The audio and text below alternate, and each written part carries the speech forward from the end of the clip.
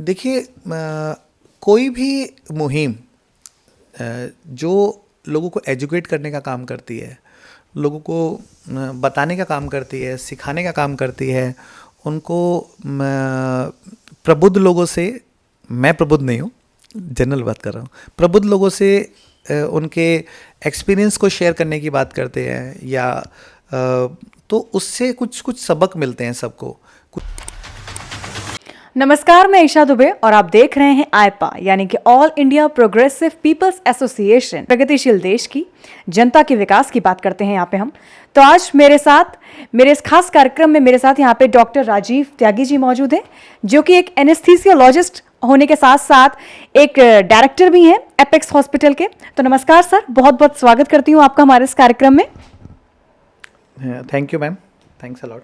Sir, हम आज आपसे स्वास्थ्य संबंधित बातों के लिए आए क्योंकि आप एक डॉक्टर हैं, तो आपके प्रोफेशन से मिलता जुलता ही सब कुछ। हम आपसे बहुत सारी बातें जानेंगे और हम चाहेंगे कि आपसे हम कुछ ऐसा जानें जिससे हमारे जो दर्शक ये कार्यक्रम देख रहे हैं उनको इससे लाभ हो। तो सबसे पहले ये शुरुआत कैसे हुई, हम आपके बारे में जानना चाहते हैं। राजीव त्यागी जी की शुरुआत ज़िंदगी की कैसे हुई?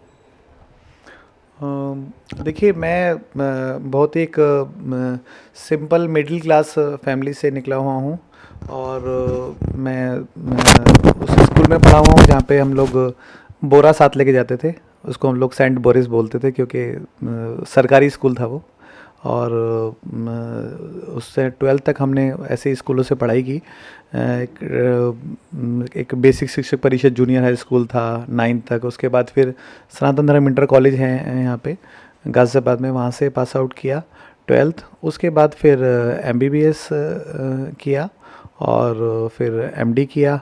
तो बिल्कुल बेसिक एक जो नॉर्मली सब लोग जिस तरीके से निकलते हैं, जिस तरीके से अपनी पढ़ाई करते हैं, जिस तरीके से अपनी एजुकेशन करते हैं, मेरी एजुकेशन बिल्कुल वैसे ही हुई। तो वहाँ से धीरे धीरे दिल्ली सरकार में CMO भी रहा, स्पेशलिस्ट भी रहा, BHU में भी जॉब किया, और सब जगह काम किया।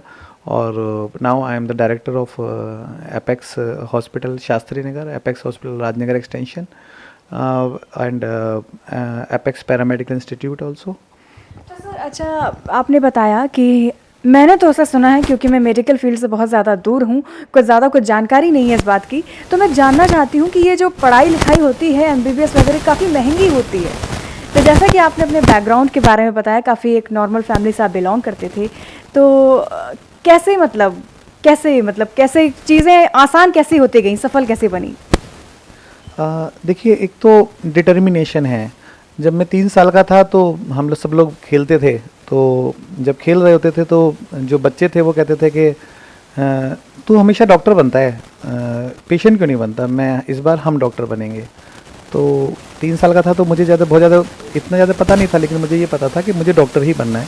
तो मैं कहता था, देखो ऐसा है, हम खेलेंगे भी तभी कि अगर डॉक्टर मैं बनूँगा, खेल खेल में भी, क्योंकि मुझे डॉक्टर ही बनना है। तो एक डिटर्मिनेशन बहुत ज़रूरी है, एक सही दिशा बहुत ज़रूरी है। डॉक्टर्स की जो पहले की जो लाइफ होती है, जो हॉस्टल लाइफ होती है, जो मेडिकल कॉलेजेस होते हैं, तो हमने फिल्मों में तो देखा है कि बड़े मज़ेदार होती है। क्या कुछ वैसा कुछ किस्सा है आपके पास जो हम रिलेट कर सकें, कुछ मज़ेदार किस्सा? जब मैं MBBS में एंटर किया तो मुझे नहीं पता था कि सारा इंग्लिश में ही पढ़ाते हैं वहाँ पे। तो जब एक हमारे प्रोफेशनल एग्ज़ाम होता है जो कि 1.5 साल के बाद होता था। अभी थोड़ा चेंजेस आए हैं MBBS के उसमें एग्ज़ाम्स में, लेकिन तब 1.5 साल पे होता था। तो जो फर्स्ट, उससे पहले 3 महीने का एक टर्मिनल एग्ज़ाम होता है। तो उस टर्मिनल एग्ज़ाम में I was the last one, मतलब फेल हो गया 16। तो सारे टीचर्स ने बोला कि तुम जवाब तो अच्छा देते हो और मेहनती भी हो, हम देखते भी है, तो तुम सारे टाइम लाइब्रेरी में पढ़ते रहते हो, तो बेटा वेयर इज़ द प्रॉब्लम लाइस। और अगर कोई MBBS तक पहुंच गया तो वो IQ तो अच्छा ही होगा, तभी तो पहुंचा होगा। तो मैंने कहा कि मैम आप डांटेंगी तो नहीं ना? तो बोले कि बेटा तो जो तुम्हारे मार्क्स हैं उस पर तो डांट तो वैसे ही पढ़ने वाली है। तो उन्होंने कहा कि ठीक है बेटा, आई अंडरस्टैंड योर पॉइंट, और हम आपको हिंदी में पढ़ाएंगे। तो मैंने कहा ठीक है, आप मुझे उतना भी हिंदी बता दें जहाँ वर्ड मुश्किल आए तो भी मुझे चलेगा। तो उन्होंने मुझसे कहा कि एक वोकेबलरी की बुक ले लो, एक जो इसके लिए डिक्शनरी एंड डायरेक्टरी जो होती है वो एक डिक्शनरी। तो मैंने वो उससे शुरू किया और धीरे धीरे धीरे धीरे over a time now days तो आई एम टॉकिंग मतलब सच ए फ्लुएंट इंग्लिश के कोई फ़र्क ही नहीं पड़ता। तो मेरे हिसाब से आपको आगे बढ़ना है तो आपके लिए जो है वो लैंग्वेज इंग्लिश, हिंदी, गुजराती ये सब मैटर नहीं करता, आपका डिटर्मिनेशन मैटर करता है। मैं उन बच्चों के लिए कहना चाहूँगा जो आज एक जनरेशन है और उनको लगता है कि क्लब्स अच्छे हैं, पब्स अच्छे हैं और फ्री लाइफ अच्छी है। मेरा अपना सोचना यह है कि गॉड ने जो पहले 25 ईयर्स बनाए वो पढ़ाई के लिए बनाए, हमें पढ़ना चाहिए और उसके बाद जो नेक्स्ट 35 ईयर्स हैं वो अपने आप अच्छे हो जाते हैं। तो this is the message to all the जो बच्चे हैं जो आज प्रिपेयर कर इतना वाइड सिलेबस है, इतना वाइड कंपटीशन की तैयारी के लिए है। तो आपको जो है वो हिंदी में कहावत है वो काक चेष्टा बको ध्यानम, ठीक है। तो आपको और स्वान निद्रा तो वो तो आपको चाहिए कौवे जैसी चेष्टा चाहिए, बगुले जैसा ध्यान चाहिए और जो कुत्ते जैसी नींद चाहिए, तो वो तो चाहिए आपको। लेकिन ये बात डेफिनेटली है कि आईक्यू वाइज सब सेम ही होते हैं, मतलब सब अराउंड 120 से ऊपर ही होते हैं अगर जो है उसको आईक्यू वाइज कहेंगे। बट ब्रेन सबका बराबर ही होता है, लेकिन कौन इसको कहाँ लगा रहा है इस पे फ़र्क पड़ता है। मेरे साथ के आज लड़के हैं जो मेरे पास अभी आते भी हैं, मेरे क्लासमेट रहे हैं, वो अभी मेडिकल रिप्रेजेंटेटिव हैं, तो कई बार उनको वेट करना पड़ता है आधा घंटे, मुझे पता नहीं होता तो मैं उनसे सॉरी भी बोलता हूँ। तो लेकिन अब है तो है, वो एक साथ ही पढ़े हुए, साथ ही बेंच पे बैठे, साथ ही रहे, लेकिन वो नहीं क्रैक कर पाया और ईश्वर की कृपा से हम क्रैक कर गए। मेहनत, लगन, परिवार की एक तपस्या, साधना, वो सब चीज़ें मैटर करती हैं। अच्छा सर, डॉक्टर का प्रोफेशन ही क्यों चुना आपने अपने लिए? ऐसा क्योंकि इंजीनियर और आप कुछ और प्रोफेशन कोई क्यों नहीं? एक्चुअली एक होता है healer is first healer is God and second healer is doctor. अगर कोई पेशेंट पेन में आता है, उसको किडनी स्टोन का पेन है और वो रोते हुए आता है, उसके घर वाले उसको उठा के लेके आ रहे हैं, वो बैठ नहीं पा रहा है, पूरे बेड पे रोल कर रहा है और आप उसको 3 इंजेक्शन देते हैं, 2 इंजेक्शन देते हैं, उसको रिलीफ हो जाता है 20 मिनट के बाद, तो उसकी आंखों में एक थैंक्स होता है। चाहे वो अपने बिहेवियर या एटीट्यूड की वजह से पहले तो बहुत बोलते थे, आज न बोले ना बोले, लेकिन एक थैंक्स होता है, हमेशा होता है। और बहुत सारे लोग जो एटिकेट्स वाले हैं, एजुकेटेड लोग हैं, वो थैंक्स प्रॉपर बोल के जाते हैं। जो बुज़ुर्ग होते हैं वो पैर छू के भी चले जाते हैं, 80 साल के लोग।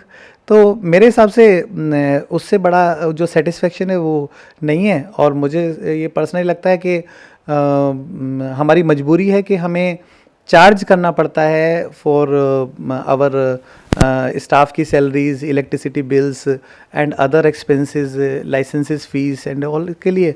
तो उसके लिए हम लोग मिनिमम चार्ज करते भी हैं और हमारी कोशिश यही रहती है कि अगर किसी के पास पैसे नहीं भी हैं तो उसका ट्रीटमेंट हो जाए और इतना तो हो ही जाए कि उसको फर्स्ट एड दे के हम गवर्नमेंट हॉस्पिटल भेज दें, चाहे उस पर पैसे ना भी हों। तो ये हमारा अपना सोचने का तरीका है और समाज सेवा का इससे अच्छा तरीका मेरे हिसाब से तो कोई है नहीं। बहुत सारे नेता हैं, बहुत सारी जगह पर घूमते हैं, दौड़ते हैं, भागते हैं, आज झुग्गी झोपड़ी में गए, आज मलिन बस्ती में गए। मेरे हिसाब से तो यहाँ पे सभी लोग आ जाते हैं, मलिन बस्ती भी आते हैं, झुग्गी झोपड़ी भी आते हैं, तो इससे बढ़िया तो कुछ है ही नहीं। अच्छा, डॉक्टर होने के फ़ायदे तो आपने मुझे बता दिए कि खुशी मिलती है आपको जब लोग आपको देखते हैं और थैंक्स की एक आस से जब आपको देखते हैं तो आपको काफ़ी अच्छा महसूस होता है। लेकिन इसका आपको कभी ऐसा महसूस नहीं हुआ कि एक भार भी है, एक इतनी बड़ी उपाधि को एक अपने सर पे रखना, एक ये कहीं ना कहीं कभी एक आपको ऐसा महसूस नहीं हुआ कि नहीं मैं कर तो रहा हूँ लेकिन क्या मैं इस चीज़ को अच्छे से निभा पाऊँगा? कभी इस बात का कभी डर, कोई किस्सा जो आप हमसे साझा करना चाहें? हाँ, होते हैं। जब जैसे मैं 20 साल से प्रैक्टिस में हूँ, मैंने अपना MBBS किया 2001 में, इंटर्नशिप कंप्लीट हुआ 2002 में, तो आज 20 साल हो गए करीब MBBS किए हुए। तो समटाइम्स ऐसी सिचुएशन आती हैं कि पेशेंट सीरियस है, सिक है, बताया हुआ है, साइन कराया हुआ है और ICU में भी है, डेली उनको हम एक्सप्लेन कर रहे हैं, वेंटिलेटर पे भी है, वेल एक्सप्लेन होता है, लेकिन उसके बाद कई बार अनएक्सपेक्टेडली थोड़ा चीज़ें आती हैं कि उनका जो रिएक्शन होता है थोड़ा अनएक्सपेक्टेड होता है, लेकिन बाद में फिर वो खुद रियलाइज़ करते हैं कि डॉक्टर साहब हम 4 अस्पताल में गए थे, सब ने यही कहा था और हमारी किस्मत में यही लिखा हुआ था, हमने अपनी रिपोर्ट्स दिखाई तो ऐसा ही था। तो ओवरऑल जो है वो ब्लेसिंग्स और खुशी ज़्यादा मिलती है, दुख या रिग्रेट जो है वो 1% या 0.5% होता है। We are not the god, Sachin Tendulkar भी 0 पे आउट होता है, तो अगर वो 0 पे आउट हो सकता है तो हम भी कभी ना कभी हो सकता है ऊपर नीचे। बट हमारी इंटेंशन बोनीफाइड होती है, हम लोग कभी किसी के लिए गलत नहीं सोचते, और जब वो पेशेंट होता है तो वो सिर्फ पेशेंट होता है, वो फ़र्क नहीं पड़ता कि वो माता जी हैं, वो एक महिला है, वो एक बच्चा है, एक सुंदर महिला है, या एक बहुत एजुकेटेड पर्सन है, या वो बहुत अच्छी इंग्लिश बोल रहा है। हमारी इंटेंशन तो पेन रिलीव ही होती है, हमारी इंटेंशन तो उसको ठीक करना ही होती है। ठीक है, आज पब्लिक के माइंड में क्या परसेप्शन है आई डोंट नो, मुझे ज़रूरत भी नहीं है जाने के लिए, because we are doing our work. हमें वो अपना काम ईमानदारी से करना चाहिए, और सोशल सर्विसेज जितना कर सकते हैं उतनी कर देनी चाहिए, और दैट्स इट आई थिंक। अच्छा सर, जैसे कि आपने मुझे बताया स्वास्थ्य के क्षेत्र की बात की जाए तो आपको क्या लगता है देश में स्वास्थ्य को लेकर क्या क्या नीतियां हैं, या जो नीतियां हैं जो बनाई गई हैं उनसे आप संतुष्ट हैं? देखिए, अभी कुछ कुछ चीज़ें अच्छी हो रही हैं। पहले एक जब समय था कि मेडिकल बिल्स पे बहुत सारे लोगों को बहुत सारा पैसा खर्च करना पड़ता था, और बहुत सारे लोग इलाज नहीं करवा पाते थे, सरकारी अस्पतालों में नंबर नहीं आ पाते थे। तो लेकिन अभी लोग भी अवेयर हुए हैं, पब्लिक भी अवेयर हुई है, और धीरे धीरे हॉस्पिटल्स भी काफ़ी ओपन हुए हैं, गवर्नमेंट भी हुए हैं, प्राइवेट भी हुए हैं। ये तो फैक्ट है कि गवर्नमेंट हॉस्पिटल अकेले जो है पूरा मेडिकल का जो जितना लोड है उसको नहीं ले पाता, तो प्राइवेट को उनको सपोर्ट करना पड़ता है। ठीक है, और उसके लिए जो है अभी इन्होंने प्रधानमंत्री ने और मुख्यमंत्री ने मिलके एक प्रधानमंत्री जन आरोग्य योजना और ये सब जो प्रोग्राम्स है ये बनाए हैं, जिसमें जो बीपीएल कार्ड वालों के लिए या जिनका गरीबी रेखा से नीचे हैं उनके लिए सपोर्ट करने के लिए वो है। तो उससे जो है लोगों को जैसे हमारे यहाँ पे आयुष्मान भारत की सुविधा है, तो लोगों को फ्री में उससे इलाज हो जाता है, ट्रीटमेंट हो पाता है उससे। और ऐसे ही CGHS है एक सेंट्रल गवर्नमेंट हेल्थ स्कीम, उसमें भी जो है वो गवर्नमेंट के थ्रू फ्री इलाज उनको हो पाता है, सस्ते दामों में हो पाता है। हॉस्पिटल्स के लिए, प्राइवेट हॉस्पिटल्स के लिए बेनिफिट है कि उनको वॉल्यूम मिल जाता है, चाहे बेनिफिट कम मिलता है। और गवर्नमेंट के लिए ये फ़ायदा है कि गवर्नमेंट अपने जो लोग हैं उनको इलाज करा पाती हैं। पब्लिक के लिए ये फ़ायदा है कि उनको फ्री में इलाज हो जाता है।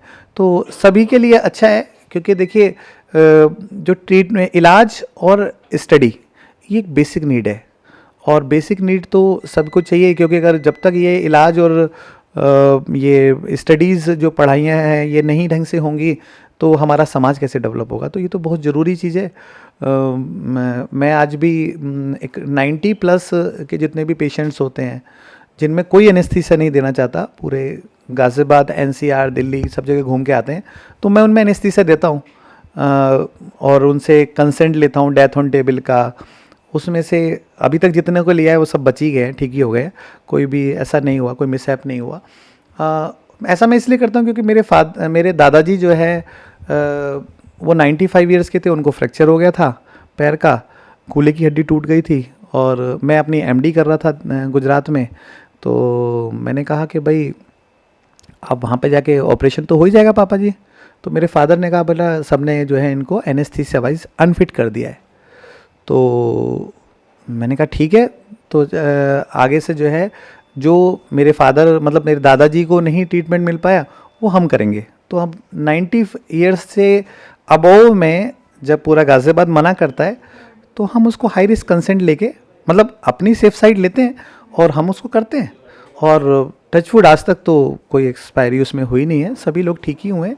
तो वो एक this is a bit thrill, this is a bit वो जो माता जी जो 95 साल की जो आशीर्वाद देती है ना, उनका वो बहुत फलता फूलता है, बहुत ही मतलब उसका कोई जवाब ही नहीं है, उसके बाद बड़ी अच्छी नींद आती है। तो सर जैसा कि अभी आपने मुझे बताया था कि आपने सोशल वर्क भी काफ़ी किया हुआ है, तो मैं आपसे जानना चाहती हूँ कि शहरों की बात तो चलिए ठीक है, जैसे तैसे यहाँ की नैया पार हो ही जाती है, लेकिन गाँव की बात करें तो वहाँ पे ज़्यादा से ज़्यादा अगर बात की जाए तो बिजली से ज़्यादा बढ़कर कुछ ज़्यादा डेवलपमेंट होता नहीं है जल्दी। और ख़ासकर स्वास्थ्य का ये जो मुद्दा है इस पे लोग थोड़ा या तो कम ध्यान देते हैं या थोड़ा ध्यान देते हैं, लेकिन उस हद तक नहीं होता क्योंकि ये एक अहम मुद्दा है, जान का मुद्दा है, इंसान की जान बच सकती है, जान जा सकती है। तो आपके अंदर कभी ऐसी कोई भावना आई कि मैं कुछ, आपने जैसा कि बताया कि आप सोशल वर्क के लिए काफ़ी उत्सुक रहते हैं, काफ़ी काम करते हैं, तो उन लोगों के बारे में आपके क्या विचार हैं, उस सिचुएशन पे आप क्या कहना चाहेंगे? देखिए, इसके लिए मेरा अपना सोच ये है कि मैं अपना काम करूं, लोग अपना काम करें, दुनिया अपना काम करे, सब लोग अपना अपना काम करें, देश अपने आप बन जाएगा। तो इसका सिंपल तरीका सिर्फ ये है कि सभी लोग जो भी हॉस्पिटल्स हैं, प्राइवेट और गवर्नमेंट हॉस्पिटल्स, वो अपने पेशेंट्स के लिए अपनी रीच बढ़ा दें। आयुष्मान भारत जो योजना अभी प्रधानमंत्री जन आरोग्य योजना है, इसके लिए ज़्यादा से ज़्यादा पब्लिसिटी करें ताकि वो फ्री इलाज लोगों को तक मिल पाए। रेगुलर कैंप्स करें, फ्री कैंप्स, जिसमें उनको बेसिक ट्रीटमेंट मिल पाए और उनको एटलीस्ट डायग्नोसिस हो पाए वहीं पे जाके। क्योंकि हो सकता है कई बार वो बड़ी बिल्डिंग देख के कहते हैं अरे यार यहाँ पे तो बहुत सारे पैसे लगने वाले हैं, तो कहाँ इलाज करा पाएंगे हम लोग, है ना। तो दिस इज़ द थिंग। तो इसलिए उसका बड़ा, जैसे मैं बताता हूँ, हमारा मॉडल अपना सोचा है कि हम लोग डिसाइड कर लेते हैं, किसी भी एक झुग्गी झोपड़ी में जाके कैंप कर लिया, ठीक है। वहाँ से कुछ मेल न्यूट्रिशन के पेशेंट निकल गया, कुछ निकल गया, किसी को आयरन, किसी को कैल्शियम, किसी को पेन किलर, किसी को फंगल इन्फेक्शन है तो उसको ऑइंटमेंट, ये सब, ठीक है। मैं ये नहीं कहता कि मैं उससे उनका 2 महीने का या साल भर का गुजारा हो जाएगा, लेकिन एटलीस्ट कुछ तो हो जाएगा ना, ठीक है। तो या सपोज़ मैं फॉर एग्ज़ाम्पल कहता हूँ कि हमारे पास मेडिसिन्स हैं जो 3 महीने बाद एक्सपायर होने वाली हैं, तो 3 महीने बाद वाली हो रही ना, आज तो नहीं हो रही ना, तो why not to distribute that, instead of उनको एक्सपायर करके हम फेंकेंगे, तो क्यों ना उनके काम आ जाएगा, ठीक है। तो इस तरीके से हमें कुछ प्लान करना चाहिए। कई बार एम्बुलेंस हम लोग यहाँ से प्लान करते हैं कि 2-3 लोगों को बैठा दिया, किसी भी गांव में गए, वहाँ पे जाके एक रूटीन चेकअप हो गया उनका। महिलाओं के साथ बड़ा ही वो होता है, क्योंकि तो क्या होता है कि बच्चे भी पालने हैं, घर भी देखना है, हस्बैंड को भी गांव में तो उनको ही तैयार कराना था एक तरह से, तो वो तो अपनी बातें तो बाहर लेके ही नहीं आ पाती। तो उन तक पहुंचना, प्रेग्नेंट लेडीज़ हैं, आयरन कैल्शियम नहीं ले रही हैं, ठीक है। मैं ये नहीं कह रहा, मैं इसमें किसी को दोष नहीं दे रहा, गवर्नमेंट भी कर रही है, पब्लिक भी कर रही है, सब लोग कर रहे हैं।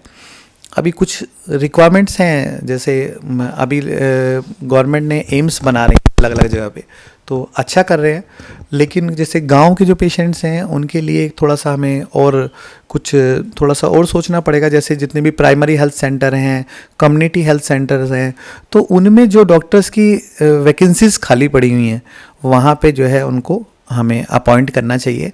जो MBBS डॉक्टर्स हैं, MBBS डॉक्टर्स के लिए अभी गवर्नमेंट ने वो भी लाए थे कि 1 साल, 2 साल या 3 साल के लिए उसको कंपलसरी करेंगे कि वहाँ पे गांव में जाके वो सर्व करें, तो उनको फिर PG में, पोस्ट ग्रेजुएशन में बेनिफिट मिलेगा। ये हमारे टाइम पे नहीं था, अगर ये अभी बात चल रही है, अगर होता है तो बहुत अच्छी बात है, दिस इज़ रियली गुड। कम से कम 2-3 साल अगर सर्व करते रहेंगे तो नया बैच आएगा, फिर वो 2-3 साल करेगा, फिर नया बैच आएगा, फिर वो 2-3 साल करेगा, फिर वो नया बैच आएगा, तो इस तरीके से चलता रहेगा चीज़ें। जहाँ पर डॉक्टर्स अपॉइंट नहीं कर पाते हैं या इस तरीके की पॉलिसीज़ नहीं बन पा रही है, तो वहाँ पर ये लोग, ये भी एक चीज़ हो सकता है कि एटलीस्ट एक फार्मासिस्ट को, B फार्मा को या D फार्मा को वहाँ पे अपॉइंट कर दें, तो वो एक बेसिक मेडिसिन्स तो उनको प्रोवाइड कर ले और उनको उनकी एक अच्छी ट्रेनिंग हो फर्स्ट एड के लिए, प्रॉपर तरीके से गवर्नमेंट उनको सर्टिफिकेट इशू करे, और इस तरीके से करके हम लोग कर सकते हैं। क्योंकि उनको फिर क्या होता है, मजबूरी में वो लोग झोला छाप के पास जाते हैं, इधर उधर जाते हैं, वो अलग अलग ऐसी मेडिसिन देते हैं, उनमें से कुछ एलर्जी हो जाती है, कुछ प्रॉब्लम्स हो जाती हैं। तो मैं ये नहीं कह रहा झोला छाप खराब है, वो भी अपना काम कर रहे हैं, अपनी नॉलेज के हिसाब से कर रहे हैं, जिसको जितनी नॉलेज है वो अपना काम कर रहे हैं। एक MBBS अपना काम कर रहा है, एक BAMS अपना काम कर रहा है, एक BH होम्योपैथिक अपना काम कर रहा है, एक डेंटिस्ट अपना काम कर रहा है, एक MD मैं बैठा हूँ तो मैं अपना काम कर रहा हूँ, और मुझसे ऊपर DM हो तो वो अपना काम कर रहा है। तो everybody is doing their work, लेकिन उसको थोड़ा सा और सिंक्रोनाइज करने की ज़रूरत है, थोड़ा सा डिमांड वर्सेस सप्लाई को थोड़ा सा और देखने की ज़रूरत है। अगर वो चीज़ देख लेंगे तो डेफिनेटली चीज़ें बेटर हो जाएंगी। डॉक्टर्स की कमी है, मैं मानता हूँ, क्योंकि सभी लोग अर्बन जगह पर रहना चाहते हैं, रूरल में को लोग जाना नहीं चाहते, तो कमी है, मैं मानता हूँ इस बात को। लेकिन उसके लिए भी गवर्नमेंट को ही रास्ते निकालने पड़ेंगे। अगर गवर्नमेंट उनको उस हिसाब से बेनिफिट्स देंगी कि भाई ठीक है, आपको पोस्ट ग्रेजुएशन में MD MS में हम लोग एक पर्टिकुलर रिजर्वेशन देंगे अगर आप जो है उनको सर्व करेंगे, तो डेफिनेटली ऐसा हो सकता है। मेरे हिसाब से ये ऐसा लोगों ने सोचा भी होगा, और नहीं सोचा तो गवर्नमेंट को सोचना चाहिए, इस वीडियो के माध्यम से सोच लेना चाहिए। ठीक है, सर, ये तो सुझाव थे जो आपने गवर्नमेंट को दिए, सरकार को दिए। मैं उम्मीद करती हूँ ये बात सरकार तक पहुँचे और उस पर कड़ी काम करे, वो उस पर जो नहीं हुआ है उस पर ध्यान दे। लेकिन भविष्य में अगर आपको स्वास्थ्य मंत्री के रूप में नियुक्त किया जाता है तो आप ऐसी कौन सी योजना है जो अभी तक नहीं आई है जिसको आप लाना चाहते हैं और स्वास्थ्य के क्षेत्र में एक नया कुछ काम करना चाहते हैं? माननीय जितने भी स्वास्थ्य मंत्री, चाहे वो यूपी के हों चाहे वो इंडिया के हों, सभी लोग अच्छे हैं। They all are good, they all are doing at their level best. मुझे ऐसा लगता है कि अगर एक डॉक्टर स्वास्थ्य मंत्री होगा तो बेटर कर पाएगा, एक टीचर एजुकेशन मिनिस्टर होगा तो बेटर कर पाएगा, और एक इंजीनियर जो है वो जल संसाधन मंत्री होगा तो वो बेटर कर पाएगा। और जो लोग ग्राउंड रूट से जुड़े हुए ना, उनको दे कैन अंडरस्टैंड बेटर, जिनको प्रॉब्लम्स पता है ना। ठीक है, तो अभी अगर एक डॉक्टर को मंत्रालय दे दिया कि आप चारा मंत्रालय देखेंगे तो वो क्या देखेगा? ठीक है, तो मैं किसी पे कमेंट नहीं कर रहा हूँ, ये मेरी अपनी पर्सनल राय है, इसका किसी से पार्टी से कोई लेना देना नहीं है। और मुझे ऐसा लगता है कि अगर मैं कुछ कर पाया किसी भी माध्यम से, अभी भी मैं गाज़ियाबाद नर्सिंग होम एसोसिएशन का सेक्रेटरी हूँ, गाज़ियाबाद डिस्ट्रिक्ट का, तो जिस भी माध्यम से जैसे भी मैं कर पाया जिस भी लेवल पे, मैं अपने चिकित्सक भाइयों के लिए, सभी के लिए करूँगा, करता रहा हूँ, और मेरी ड्यूटी बनती है। एक कम्युनिटी, अब सब अपनी अपनी कम्युनिटी को बिल्टअप करते हैं, तो अगर हर एक आदमी अपनी अपनी कम्युनिटी की जिम्मेदारी ले लेगा तो देश तो अपने आप बन जाएगा, है ना। तो दैट इज़ द थिंग। देखिए, हमारे बॉस थे, वो कहा करते थे, सीनियर हमारे, he must be somewhere age, बहुत अच्छा कर रहे होंगे आज डेफिनेटली। तो उन्होंने वो ये क्या करते थे कि यार एक डॉक्टर की तो जो जवानी है वो कब आती है कब चली जाती है पता नहीं चलता। मतलब 17-18 साल की एज में बंदा एंटर करता है MBBS करने के लिए, तो उसके बाद फिर वो MBBS करता है, फिर वो MD करता है, MD के बाद फिर वो होता है कि यार 3 साल का जॉब तो कहीं करना ही चाहिए, तभी तो हैंड्स ऑन होगा अच्छा से, है ना। तो at the age of 31 years वो अपना एक कार्ड छपवाता है और जाके चलता है, मार्केट में जाता है कि सर मेरा नाम डॉक्टर राजीव त्यागी है और मैं कैनेस्थेटिस्ट हूँ, कोई भी ऑपरेशन हो तो आप मुझे बुलाएं। तो वो कहते हैं अच्छा एक नया लड़का मार्केट में है। तो at the age of 31 years आप नए लड़के कहलाते हैं, जो कि उस टाइम आपके साथ के लड़के होते हैं वो एट द एज ऑफ 23, 24, 25 साल की एज में मैरिज कर लेते हैं, और मैं B फार्मा करके या फिर B.Tech करके, और उसके बाद किसी BPL या किसी भी कंपनी में जाके लग जाते हैं, and they are doing well, एक गाड़ी मेंटेन करते हैं, और तब तक आप जो है अपने आप को सेटल करने के लिए एडजस्ट कर रहे होते हो अपने आप को।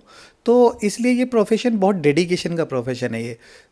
मेरे ऐसे कुछ फ्रेंड्स हैं, वो तो मैरिज करना ही भूल गए।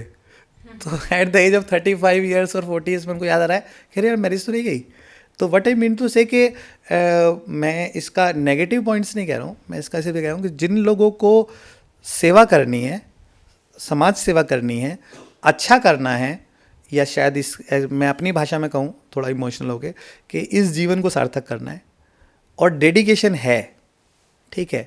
डेडिकेशन मतलब सुबह से शाम तक ये याद नहीं रहना कि बच्चे के लिए खिलौना लेके जाना है, ये याद रखना है कि मेरे सारे मरीज़ तो ठीक है ना। तो वो डेडिकेशन अगर है तो डॉक्टर ज़रूर बनना चाहिए। और जब 90 साल के 80 साल के लोग पैर छू के जाते हैं तो वाकई अच्छा लगता है डेफिनेटली। तो मुझे पर्सनली ऐसा लगता है कि हमें डॉक्टर बनना चाहिए, पीढ़ी को आगे आना चाहिए, जो युवा पीढ़ी है, और अच्छा करना चाहिए, ये सोसाइटी की नीड भी है। तो सर आपकी शादी हो गई? हाँ, मेरी शादी भी हो गई, मेरे 2 बच्चे भी हैं, मेरी बेटी। सर ये लव मैरिज है कि अरेंज मैरिज थी? कुछ ज़्यादा पर्सनल नहीं हो गया? सर ये लव ही मैरिज होगी मुझे तो लग रहा है, आपकी हंसी बता रही है। लेकिन ये पढ़ाई लिखाई के बीच में लव मैरिज कहाँ से आ गई, कहाँ से मौका निकाल लिया आपने? एक्चुअली कैसा होता है कि जब आप एमबीबीएस कर रहे होते हो, एमडी कर रहे होते हो, जैसे मैं एमबीबीएस का फाइनल एग्ज़ाम दे रहा था मेडिसिन का, तो आई कॉल्ड माय फादर, पापा मैं एग्ज़ाम छोड़ दूँ क्या? फादर बोले कि यार you are such a intelligent fellow, अच्छा करते हो, फर्स्ट क्लास आते हो, तुम ऐसी बातें क्यों कर रहे हो? तो मैंने कहा पापा मुझे इतना वास्ट सब्जेक्ट है, मुझे तो कुछ याद ही नहीं है। तो बोले कि ठीक है बेटा तुम जाके ना सो जाओ, सुबह तुम्हें सब याद आ जाएगा। तो सेम ऐसा ही हुआ, मैं जाके सो गया, पढ़ते पढ़ते थक गया था, तो माइंड बिल्कुल क्लाउडिंग शुरू हो गई। तो अगले दिन बहुत अच्छा किया, सब चीज़ अच्छी हो गई। तो व्हाट आई मीन टू से कि आप इतना ज़्यादा एजुकेशन में इतना ज़्यादा इन्वॉल्व होते हो, 16 घंटे 18 घंटे 14 आवर्स, तो जो आपके नियर बाई होता है ना, वो आपकी प्रॉब्लम्स और आपकी फ्रस्ट्रेशन को झेलता है, और जो आप उसकी फ्रस्ट्रेशन उसको उसको झेलते हैं। जैसे अगर गायनी में, जैसे मेरी वाइफ गायनेकोलॉजिस्ट है, तो अब जैसे गायनी में है, उसकी सीनियर ने उसको डांटा, पेशेंट ने उसको लात मार दी डिलीवरी होते हुए, या उसे, तो वो किससे कहेगी? तो अल्टीमेटली आके के रोएगी हमारे सामने। ठीक है, हम भी एमडी कर रहे हैं, वो भी एमडी कर रही है, हमने कुछ आज एनेस्थीसिया दिया, और पोस्ट ग्रेजुएशन में तो ज़्यादा पढ़ाई होती है, तो कई बार 24 आवर्स ड्यूटी की, फिर 24 आवर्स ड्यूटी थी कंटिन्यूशन में, फिर उसके बाद 12 आवर्स के बाद हम फ्री हुए। तो 60 आवर्स के बाद फिर हम किससे बात करेंगे? तो फिर वो नियर बाई हो जाता है ना। तो जनरली जो है, जो कुलीग्स होते हैं, वो नियर बाई में कौन दिखाई देगा? या तो नियर कुलीग में डॉक्टर होगा, या आपके साथ का बैचमेट होगा, या आपका कोई जूनियर होगा, या आपका कोई सीनियर होगा। ठीक है, तो जनरली यही रहते हैं। तो सर अच्छा, ये मैं आपसे चाहूँगी कि मैं, अब जो दर्शक हमारे देख रहे हैं उसमें से काफ़ी कुछ युवा होंगे, कुछ मेडिकल की पढ़ाई कर रहे होंगे, कुछ कहीं भी किसी भी क्षेत्र में अपना जीवन देख रहे होंगे, तो मैं चाहूँगी कि आप आसान शब्दों में थोड़ा उनको कुछ गाइड करिए कि अगर वो मेडिकल की पढ़ाई कर रहे हैं तो उनको सिर्फ क्या क्या करना चाहिए, कुछ ऐसे टिप्स दीजिए उनको। देखिए, खूब सारी पढ़ाई करें, और उसके बाद कुछ भी करें, लेकिन खूब सारी पढ़ाई करें। और इसके अलावा बुक को कम से कम 10 टाइम्स ज़रूर पढ़ें। जितनी बार आप पढ़ेंगे उतनी बार आपके अंदर कॉन्फिडेंस आता जाएगा, और कॉम्पिटिटिव एग्ज़ाम में अल्टीमेटली 10 बार आपका पढ़ना वो बेनिफिशियल रहता है। द अदर थिंग जो मैं भी मिस्टेक किया, क्योंकि मेरे को कोई बताने वाला था नहीं, तो मेरे को बहुत लेट पता चला, लेकिन जब पता चल गया, लेकिन बहुत, तो दैट वाज, जो जहाँ पढ़ें उसको वहीं याद कर लें। डोंट वेट कि मैं दोबारा यहाँ पे आऊँगा, डोंट वेट कि मैं इस चैप्टर के मैं दोबारा पढ़ूँगा एग्ज़ाम के टाइम में। पता नहीं समय नहीं मिलेगा या नहीं मिलेगा, पता नहीं क्या परिस्थिति होगी, पता नहीं घर में कोई बीमार ना पड़ जाए, पता नहीं कोई क्या सिचुएशन हो। तो सबसे अच्छा तरीका है उन स्टूडेंट्स के लिए जो तैयारी कर रहे हैं नीट की, यूजी की, पीजी की, या कोई भी जो स्टूडेंट्स हैं किसी भी फील्ड में, जो पढ़ो उसको वहीं याद कर लो। ठीक है, इसमें एक बहुत ही मैथमेटिशियन ज्ञानी पर्सन थे, I don't know his name, तो he was like, I think it was Columbus. तो वो क्या करते थे कि जो पढ़ा उसको वहीं पेज फाड़ देते थे और अलग रख देते थे। तो लोग कहते थे भाई तू पेज क्यों फाड़ रहा है इसकी कॉपी, इसके किताब के? तो बोला ये तो पढ़ लिया ना मैंने, याद हो गया अब तो, ये अब इसकी ज़रूरत नहीं है मुझे। तो व्हाट आई मीन टू से कि जो जहाँ पढ़ो उसको वहीं की वहीं याद कर लो। Most of the competitive exams में जो बच्चे गलतियाँ होती है वो यही होती है कि वो सोचें कि हम इसको पढ़ रहे हैं, अब तो मैं पहली बार तो सिर्फ रीडिंग कर रहा हूँ, फिर मैं उसके बाद दोबारा पढ़ूंगा, फिर मैं तीसरी बार पढ़ूंगा, फिर तो मुझे समय नहीं मिल पाया इसलिए मुझे याद नहीं रहा। जितनी बार आपने पढ़ा होगा, जितनी बार अच्छे से पढ़ा होगा, वो आपके डेफिनेटली काम आएगा। तो अच्छे से पढ़ाई करनी चाहिए, और अगर पॉसिबल हो तो 1-2 साल के लिए अगर ज़रूरत भी लगती है तो सोशल सर्किल से कट डाउन होना भी कोई नुकसान नहीं है। अगर आप कट डाउन होके एक अच्छे डॉक्टर बन सकते हैं, एमबीबीएस कर सकते हैं, एमडी कर सकते हैं, आप एक आईएएस अधिकारी बन सकते हैं, ठीक है, तो उसमें भी कोई बुराई नहीं है। फिर आपकी चॉइस है आपकी, भाई मैंने अपना एमबीबीएस के बाद एमडी का एग्ज़ाम दिया, इधर मेरा एमडी में भी हो गया और उधर मेरा उसमें भी हो गया, उसमें सिविल सर्विसेज प्रीलिम्स में, ठीक है।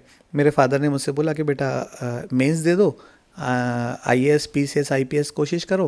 मैं कहा पापा मेरा उधर इंटरेस्ट ही नहीं है, मैं तो डॉक्टर ही बनना था मुझे तो मैंने नहीं किया उस साइड पे। लेकिन जो मेरा समझाने का मोटिव है वो ये है कि जो प्रिंसिपल्स हैं, जो बेसिक्स हैं, वो तो सेम ही है कि जो पढ़ो याद कर लो, दैट इज़।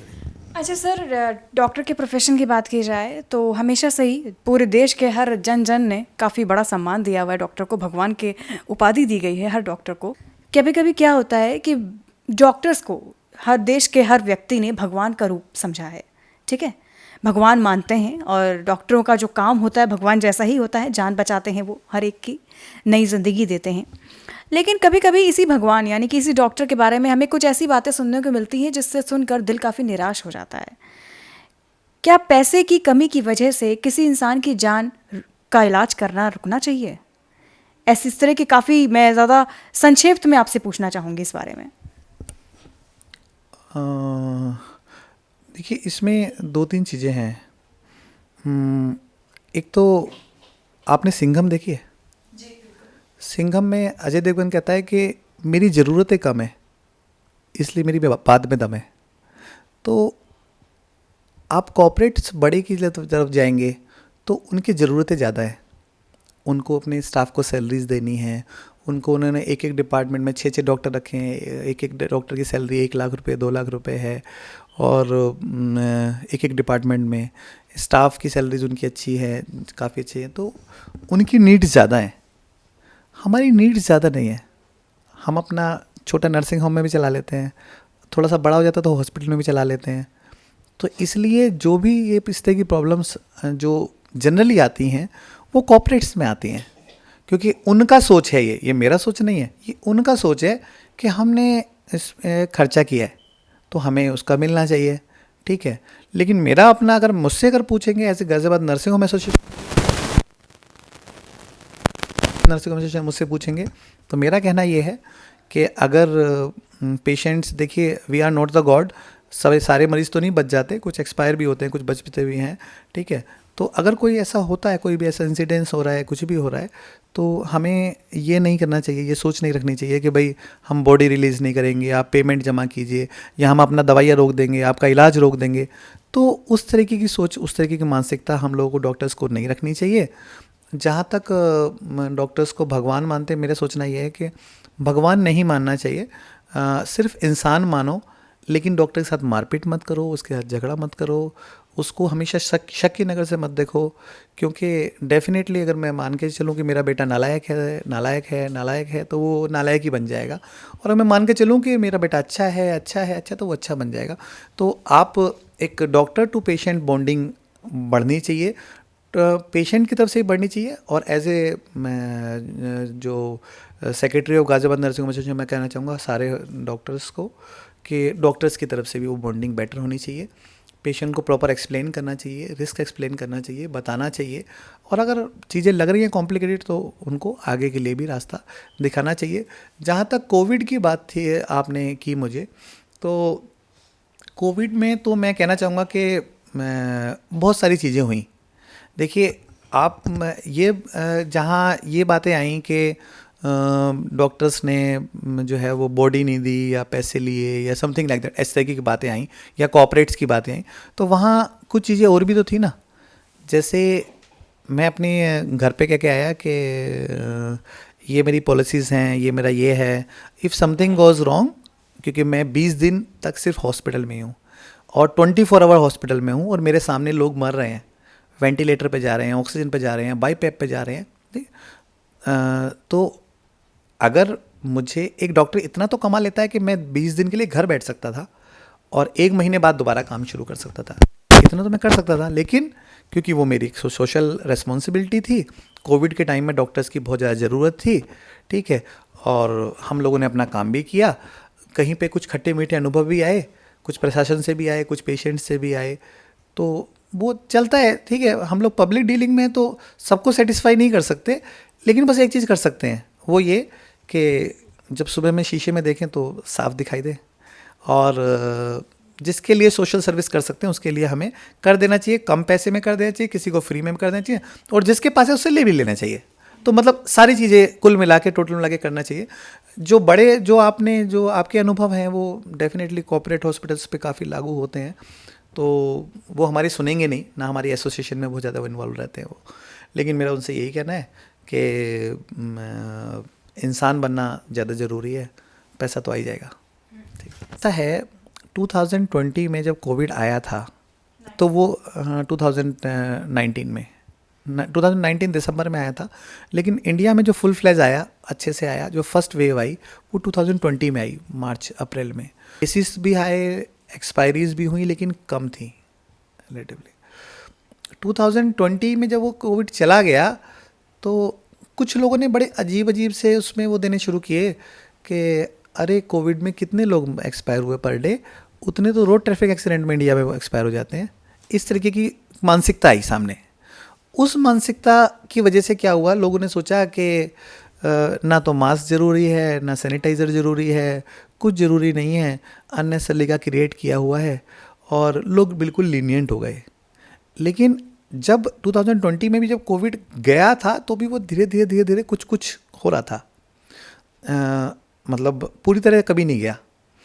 2021 में वो म्यूटेट करके, म्यूटेशन के बाद वायरस आ गया, delta variant of this thing. वो अपने आप में डेंजरस था। लोग अभी भी लीनियंट थे, उनको लगा कि कोविड ही तो है, निकल जाएगा। धड़ाधड़ एक्सपायरीज हुई, और इतना ना प्रशासन ने एक्सपेक्ट किया, ना शासन ने एक्सपेक्ट किया, और ऑक्सीजन और ये सब चीज़ें रहीं।